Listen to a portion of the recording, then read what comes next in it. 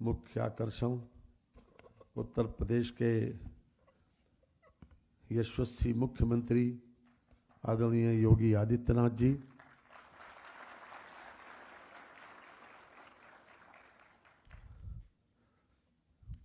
ACS finance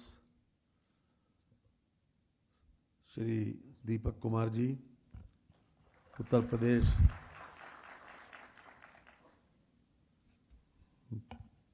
वित्त सचिव श्रीमती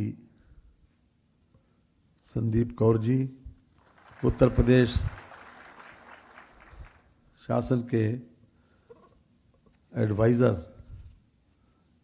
सम्माननीय श्री अवनीश अवस्थी जी, यहाँ पर उपस्थित हमारे वित्त विभाग के तथा अन्य विभागों के अधिकारीगण और आज जिनको नियुक्ति पत्र मिलने जा रहा है, ऐसे सभी सम्मानित बहनों और भाइयों, सबसे पहले मैं माननीय मुख्यमंत्री जी को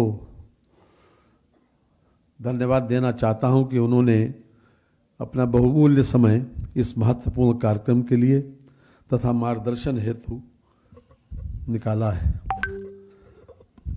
दूसरी बधाई इसलिए भी देना चाहता हूं कि उत्तर प्रदेश के मुख्यमंत्री जी के नेतृत्व में लगातार 9 लाख से अधिक सरकारी क्षेत्र में जो नियुक्तियां हुई वो पूरी पारदर्शिता और निष्पक्षता के साथ वो हुई, संपन्न हुई।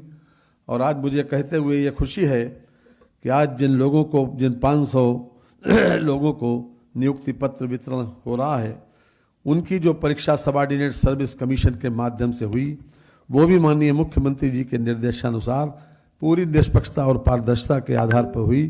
पूरी उनकी योग्यता और क्षमता के आधार के ऊपर उनको सिलेक्ट होकर आज उनको ये नियुक्ति पत्र मिलने जा रहा है। मैं उनको भी विशेष रूप से बधाई देता हूं।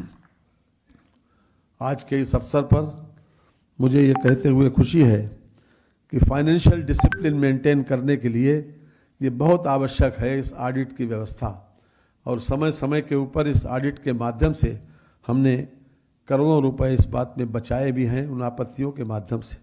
मैं विशेष रूप से आज के मौके पर माननीय मुख्यमंत्री जी को अवगत कराना चाहता हूं कि 2025-26 में प्रदेश की कुल 7,000 सहकारी संस्थाओं की लेखा परीक्षा संपन्न की गई और इसी प्रकार त्रिस्तरीय पंचायती राज संस्थाओं में 59,000 संस्थाओं की लेखा परीक्षा संपन्न की गई, जिसमें 100% उपलब्धि है। सभी 59,000 लेखा परीक्षा प्रतिवेदन भारत सरकार के पंचायती राज मंत्रालय की वेबसाइट पर ऑडिट ऑनलाइन पर अपलोड कर दिए गए हैं। ऑडिट आपत्तियों के अनुपालन में संबंधित विभागों द्वारा गत वर्ष 22 करोड़ 50 लाख रुपए की धनराशि जमा कराई गई। ये ऑडिट का विशेष रूप से उपलब्धि है। इसके साथ ही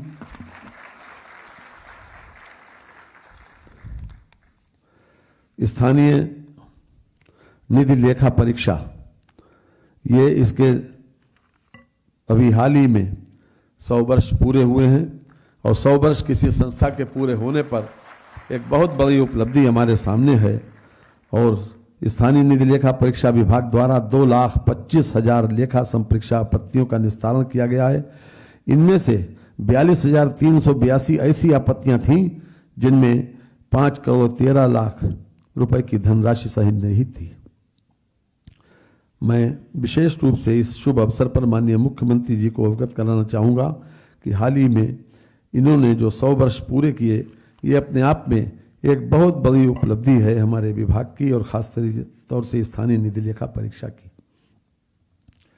मैं अपने सामने बैठे हुए सभी लोगों को, जिन लोगों को आज नियुक्ति पत्र वितरण में जो लोग आए हैं और ख़ास तौर से जिनको मिलने जा रहा है, उन लोगों को विशेष रूप से बधाई और शुभकामनाएं देना चाहता हूं कि आज से वो एक नई जिंदगी, एक नया अध्याय शुरू करने जा रहे हैं।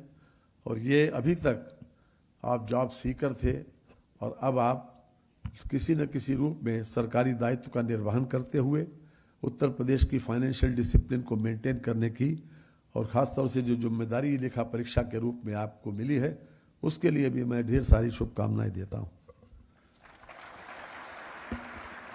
बहनों और भाइयों, जिंदगी में लापरवाही हमारे जीवन में सबसे ज़्यादा नुकसान पहुंचाती है।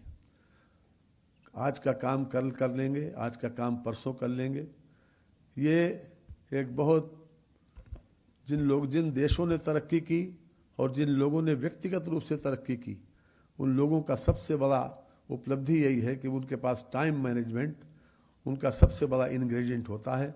और हम आपसे ये अनुरोध करना चाहेंगे सभी लोगों से कि आप अपनी लाइफ में अपना टाइम मैनेजमेंट ज़रूर बना के रखें। जो लोग टाइम मैनेजमेंट बना के रखते हैं उनको कभी समय की कमी नहीं होती, चाहे कितना ही काम उनके ऊपर दे दिया जाए। ये मेरा विश्वास है और मैंने इसको व्यक्तिगत रूप से भी अनुभव किया है। और जिन लोगों से मेरा संपर्क आया है, जिन लोगों के पास टाइम मैनेजमेंट बढ़िया है, और उसमें मुख्यमंत्री जी का उदाहरण देख लीजिए कि आप घड़ी मिला लीजिए कि 10:30 का अगर समय दिया है तो 10:30 पर वो यहाँ पर मौजूद हैं। हालांकि ये काम मुख्यमंत्री जैसे महानुभाव के लिए, मुख्यमंत्री जिस पोजीशन पर उनके लिए बहुत मुश्किल है। चलते चलते वक्त कोई आ गया, नहीं मिले तो तमाम तरीके की बातें होती, लेकिन फिर भी उसके बाद भी समय का मैनेजमेंट मेंटेन करने के लिए थोड़ा अपने ऊपर अनुशासन तो लगाना पड़ता है, लेकिन अपने आप में एक बहुत बड़ा संदेश देता है, क्योंकि दूसरे का समय भी कीमती है, दूसरे का समय भी जाया न हो, इसलिए बहुत जरूरी। दूसरी बात, जो कर्तव्यनिष्ठ लोग होते हैं, जो अपने कर्तव्य के प्रति समर्पित रहते हैं, वो निश्चित रूप से उनका कार्यालय में भी सम्मान होता है, उनके अधिकारी भी उनका सम्मान करते हैं और उनका काम भी समय पर पूरा हो जाता है, घर में भी उनका सम्मान बढ़ता है और आत्मसंतुष्टि भी इसी से होती है, जो जिंदगी का सबसे बड़ा लक्ष्य है। इसलिए मैं आपसे जरूर कहना चाहता हूँ कि अगर आप कर्तव्यनिष्ठ रहेंगे, लापरवाह नहीं रहेंगे, आज के काम को कल को टालेंगे नहीं, तो ये आपके कैरेक्टर रोल में ये इंटर होगा, क्योंकि हर आदमी अपना कैरेक्टर रोल खुद लिखता है। तीसरी और अंतिम बात, इस भौतिक युग में पैसे का चलन बहुत बढ़ गया। मैं आपसे कहना चाहता हूं कि सच्चाई और ईमानदारी का पैसा जिंदगी में संतोष भी देता है और आपकी ख्याति भी बढ़ाता है हर स्थान पर। और इसके बरखिलाफ अगर ताल तिकलम से किसी प्रकार की आप उपलब्धि हासिल करते हैं, उससे तात्कालिक खुशी तो मिलती है, लेकिन अंततोगत्वा संतुष्टि नहीं मिलती। मैं एक डॉक्टर की बात सुनाकर, एक डॉक्टर ब्रजेश अंजान थे, उन्होंने अपनी जिंदगी में यह संकल्प लिया था कि हम गरीबों की मदद करेंगे और हर तरह से लोगों के काम आएंगे, लेकिन सरकारी नौकरी के बाद उनका वो पथभ्रष्ट हो गए। किसी न किसी रूप में जो सोचा था उससे फिसल गए और पैसे के लालच में पड़कर खूब शराब पीने लगे और उसके बाद लीवर सिरोसिस हो गई। वो कवि थे, ब्रजेश अंजान ने उनका नाम था। उन्होंने 4 लाइनें लिखी थी। क्या आखिर में जब मरने से पहले जब उन्हें मालूम हो गया, डॉक्टर ने कहा कि अब तुम बचोगे नहीं इस लीवर सिरोसिस के बारे में, तो उन्होंने जो 8 लाइनें लिखी वो मैं आपके सामने रखना चाहता हूं। कि सोचा था अपने फन को एक चिराग बनाकर, ताउम्र अपनी जंग अंधेरों से लड़ूंगा और हर शब्द को तलवार के सांचे में ढालकर, सोचा था पसीनों के लुटेरों से लड़ूंगा, पर स्वार्थ की पुरवा मुझे लोरी सुना गई, पुरतत्व तो बहुत थी मुझे देश के लिए, जब पेट भर गया तो मुझे नींद आ गई। और अंतिम 4 लाइनें कि सारे जहां का दर्द लिए मैं चला तो था, फिर अपने मुनाफों का सफर भा गया मुझे, चीजों को तो महसूस मैं करता था मगर अब चीजों को तोलने का हुनर आ गया मुझे। कि तस्वीरें बुता चंद हसीनों के खत तो क्या, सामान मेरे घर में क्या क्या जमा नहीं, टीवी है, फ्रिज है, कार है, कूलर है, फोन है, सब कुछ है मेरे पास फकत आत्मा नहीं, सब कुछ है मेरे पास फकत आत्मा नहीं। ये बोलो जो अपने सारे जहां का दर्द लिए मैं चला तो था, फिर अपने मुनाफों का सफर भा गया मुझे। ये उसकी स्वीकारोक्ति है मरने से कुछ दिन पहले, और उन्होंने ये लिख के गए थे। और बहुत डेडिकेटेड व्यक्ति थे अपनी पढ़ाई के ज़माने में भी। डॉक्टर वही बनता है जो 8-9 साल की पढ़ाई के बाद किसी न किसी रूप में, बहुत ज़्यादा कठिन पढ़ाई डॉक्टर, लेकिन सरकारी नौकरी और उसके बाद तमाम सुविधाओं के बीच में फंस गए, ड्रिंक करने लगे। नतीजा क्या हुआ? इसलिए सब कुछ है मेरे पास, फकत आत्मा नहीं। इसलिए आत्मसंतुष्टि इसी में मिलती है कि गोधन गजधन बाजधन और रतन धन खान, और जब आवे संतोष धन सब धन धूल समान। मैं एक बार फिर से आप सबके लिए बहुत बहुत शुभकामनाएं देता हूं। बहुत बहुत धन्यवाद।